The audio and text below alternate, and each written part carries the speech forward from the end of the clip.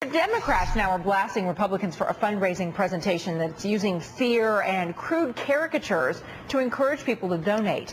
This page was part of an RNC PowerPoint presentation left behind at a Florida hotel last month, obtained by Politico.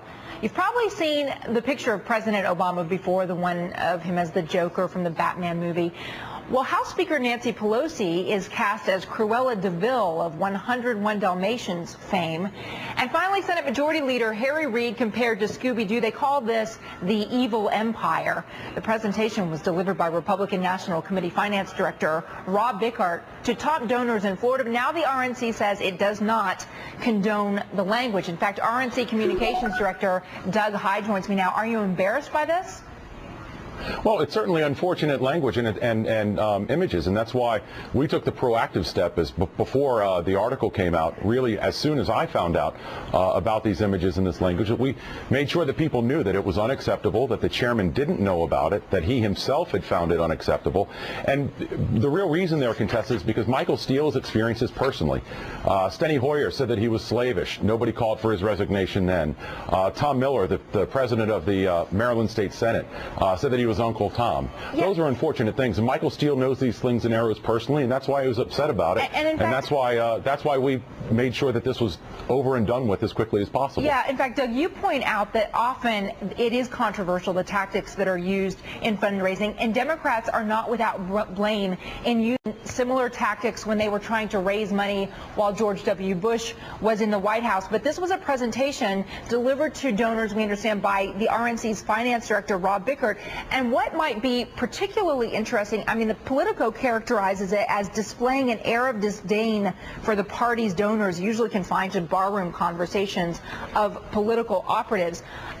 Is there a way that you have to use sort of underhanded tactics if you want people to have a visceral reaction and to give money? Is this part of politics as we see it in this day and age?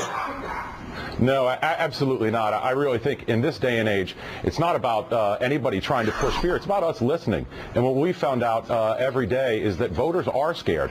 I think if you're Claire McCaskill, you saw voters scared in a town hall meeting last August. If you're Arlen Specter, you sure experienced that personally at a town hall in August. Voters are upset. They're scared about what's going on with the Obama agenda. Does that provide an opportunity for Republicans to make money? They're scared that this bill is going to be pushed down our throat.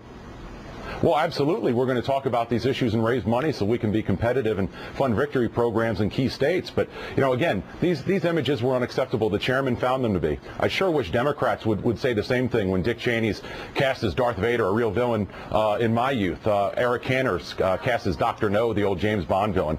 If these things are out of line, and we think they ought to be out of line for everybody. That's why we put a stop to it. It's a strong stand on those images themselves. Let me ask you about another part of the presentation.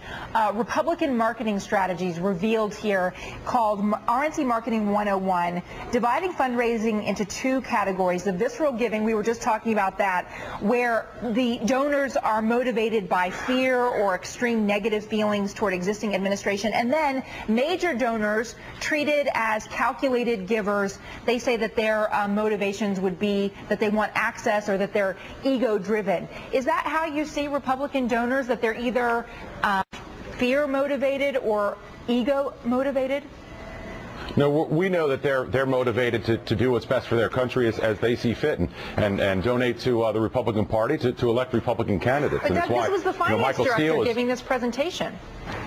Well, and that's why in the statement we said that was unfortunate language that the chairman didn't agree with. You know, I can tell you, speaking for Chairman Steele, you know, we don't just like our donors; we need them, and we need them to help us fundraise so that we can be competitive and take back the House and turn Minority Leader Boehner into Speaker Boehner, and we can turn Mitch McConnell into Majority Leader McConnell. That's our priorities, and our donors are real partners with that. Well, I don't know. I don't know that it's going out that far on a limb to characterize big donors as wanting access to the power players in Washington, D.C. Do you? We think all Americans want access to their government, and that's a good thing, Contessa. Yeah. All right. Hey, Doug, I really appreciate that you spent some time today explaining the RNC's take. Anytime. It's good to see you again. Nice to see you, too.